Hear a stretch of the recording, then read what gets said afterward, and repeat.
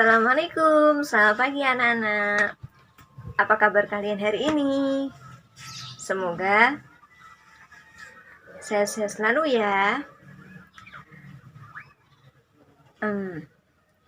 Masih semangat? Oke. Sebelum memulai pelajaran hari ini, Ibu Guru tanya sama kalian. Sudah sarapan apa belum semuanya ini? Sudah ya? Alhamdulillah. Ada yang tahu apa penggunaan kita sebelum berangkat sekolah itu harus sarapan? Gak ada yang tahu ya? Oke, Bu Guru kasih tahu. Yang pertama, agar tubuh kita sehat. Yang kedua, agar kita semangat. Yang ketiga, agar kita terhindar dari penyakit. Jadi, sebelum berangkat sekolah, kita harus sarapan dulu agar nanti sampainya kita sekolahan lalu ke kelas, kita semangat, mampu menerima pelajaran dengan baik dan tidak mengantuk di kelas. Oke, sebelum Ibu Guru mulai pelajaran hari ini, Ibu Guru tanya dulu, kalian sudah siap menerima materi pelajaran hari ini? Sudah ya, yang pastinya.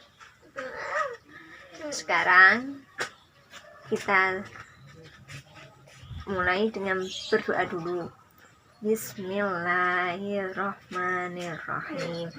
Asyhadu an la ilaha illallah wa asyhadu anna Muhammadar Rasulullah.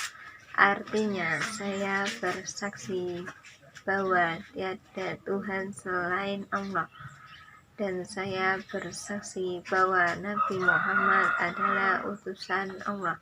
Rabbi billahi rabba wabil islami dina wabi Muhammadin nabiyyan wa rasulah. Rabbi zidni ilma warzuqni fahma. Amin ya rabbal alamin. Nah, sekarang Ibu Guru absen dulu ya.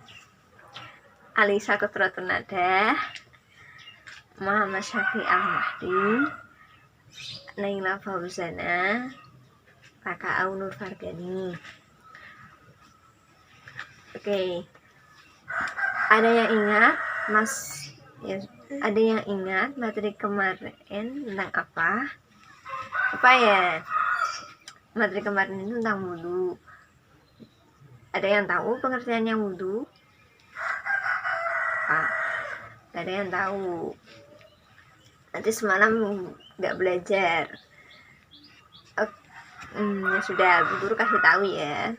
Yang pertama, pengertiannya wudhu itu ialah salah satu cara menghilangkan hadas kecil dan hadas besar. Sebagaimana syaratnya sah sholat itu adalah bersuci dan suci dari segala hal, contohnya seperti dari najis. Nah, Bu Guru hari ini akan menjelaskan tentang tayamum. Apa itu tayamum? Ya, ada yang tahu. Tayamum adalah bersuci menggunakan wudu bersuci menggunakan debu sebagai penggantinya wudu. Namun ada syarat tertentu. Sebagaimana syarat sah sholat dan ibadah itu adalah bersuci. Adapun syarat yang nomor 2, syaratnya tayamum, yaitu ada 7. Yang pertama, bertayamum dengan tanah. Dan yang kedua, menggunakan tanah yang suci tidak terkena najis. Jadi tanahnya itu harus suci, tidak boleh ada kotorannya. Yang ketiga, tidak pernah dipakai sebelumnya. Misalnya tanahnya itu harus benar-benar tidak boleh dipakai sebelumnya. Kalau sudah dipakai itu tidak boleh ya. Ini untuk tayamum yang fardu. Yang keempat, murni dari campuran yang lain. seperti tepung dan lain sebagainya. Harus murni, campuran harus murni, tidak boleh tercampur berarti. Yang kelima, masuk waktu sholat fardu. Yang keenam, bertayamum tiap kali sholat fardu. Yang ketujuh, menghilangkan segala najis di badan terlebih dahulu.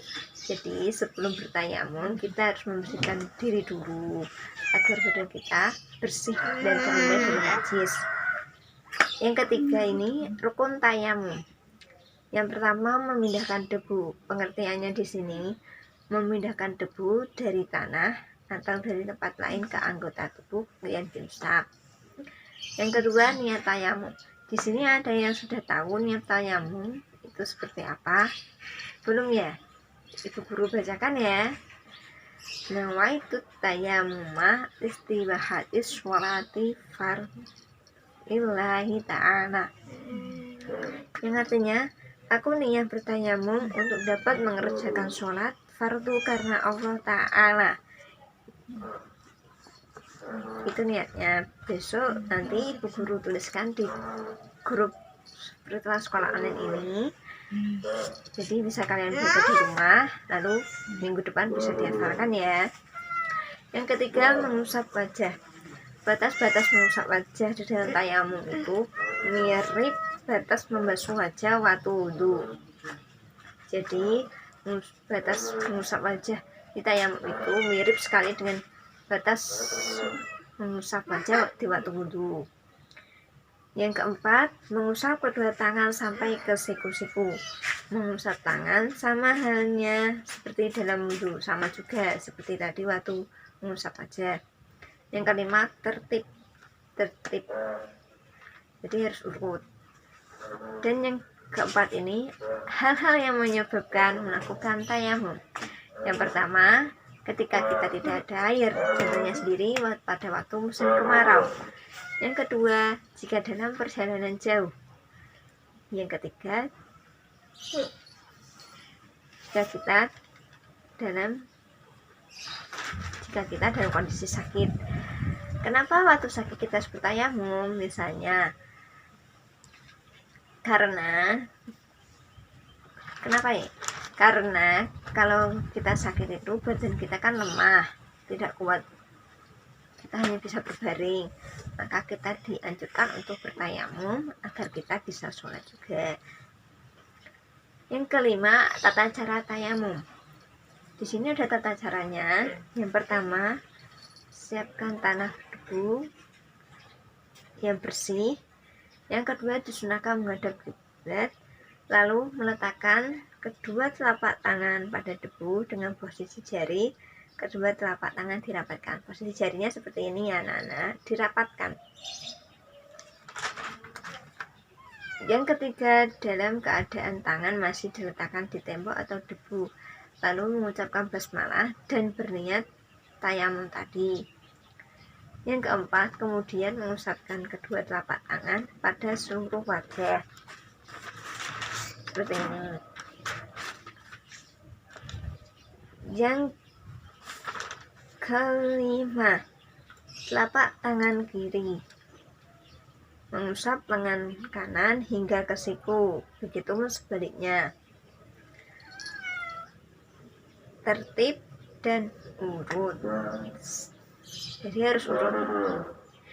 Setelah itu kita membaca doa setelah tayamum. Ada yang tahu doa setelah tayamum? Belum ya? Belum tahu ya?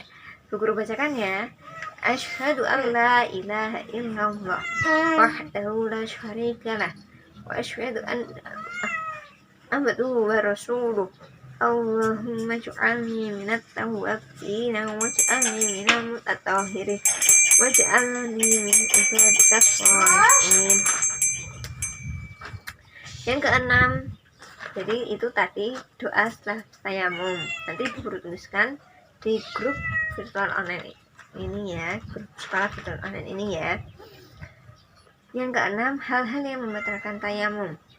Yang pertama, semua hal yang membatalkan tayamum.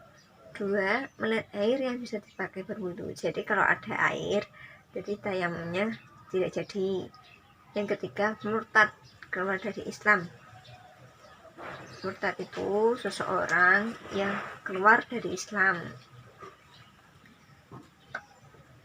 Dan yang ketujuh, ini adalah hal-hal yang dilarang bertayamum. Yang pertama, ketersediaan air melimpah, misalnya air banyak, itu juga dilarang untuk bertayamum. Yang kedua, berada besar, jika kondisi sudah ditemukan airnya melimpah, maka wajib untuk mandi. Itu yang kedua. Yang ketiga, belum waktu masuk sholat. Jadi sebelum waktu masuk sholat, kalian sudah tayamum, itu gak boleh, dilarang. Yang keempat, bertayamum untuk sholat hari raya ataupun sholat jenazah, gak boleh loh ya. Yang kedelapan, manfaat tayamum. Di sini ada juga manfaatnya tayamum. Yang pertama, tayamum bukti Allah Subhanahu wa taala sayang kepada kita. Yang kedua, tanah lebih mudah didapatkan di sekeliling kita, di sekitar kita. Pasti di rumah kalian banyak sekali tanah. Yang ketiga, memudahkan manusia dalam beribadah. Memudahkan sekali dalam beribadah kita. Meskipun tidak ada air, kita juga bisa bertayamum. Jadi kita tetap bisa beribadah atau mendekatkan diri kepada Allah. Yang keempat, mengingat asal mula ciptaan manusia. Jadi mengingatkan kita bahwa kita tercipta dari tanah. Oke, Bu Guru sudah selesai menjelaskannya. Ada pertanyaan? Tidak ada. Berarti sudah paham ya apa pengertiannya tayamum tadi, syarat-syaratnya, rukun, hal-hal yang menyebabkan tayamum, tata caranya, hal-hal yang membatalkan, hal-hal yang dilarang, dan manfaatnya. Oke, sebelum Ibu Guru akhiri materi pembelajaran hari ini, Ibu Guru berpesan, jangan tetap semangat, jangan lupa belajar di rumah, tetap jaga kesehatan, jangan keluar rumah. Kalau mau keluar, izin orang tua dulu. Terus jangan lupa sebelum mulai pelajaran itu harus sarapan dulu agar biar semangat dan mampu menerima materi pelajaran hari ini. Dan sebelum Ibu Guru sebelum kita berdoa, Ibu Guru kasih soal dulu ya. Silakan disiapkan buku tulis sama pensil atau pulpennya. Sudah siap? Ibu Guru bacakan ya. Soal nomor 1. Tayamum merupakan pengganti dari titik-titik. Yang kedua, alat yang digunakan untuk tayamum adalah titik-titik. Yang ketiga, soal nomor 3. Berikut ini yang membatalkan tayamum adalah titik-titik. Soal nomor 4, di bawah ini yang tidak termasuk syarat tayamum adalah titik-titik. Yang kelima, tayamum diperbolehkan untuk orang yang sedang. Oke, sudah menulis, sudah itu semuanya ya, itu PR di rumah dan dikerjakan. Selain itu, kalian harus tetap belajar agar kalian semangat dan pintar tentunya. Sebelum itu, mari kita berdoa untuk mengakhiri pelajaran hari ini. Bismillahirrahmanirrahim. Wal asri innal insana lafi khusrin illal ladzina amanu wa amilus sholihati tawasaw bil haqqi wa tawasaw bis sabr. Sudah saya. Sekian dari Bu Guru, semoga bermanfaat bagi kalian. Apabila ada kesalahan, Bu Guru mohon maaf yang sebesar-besarnya. Assalamualaikum warahmatullahi wabarakatuh. Jangan lupa like, comment, dan subscribe.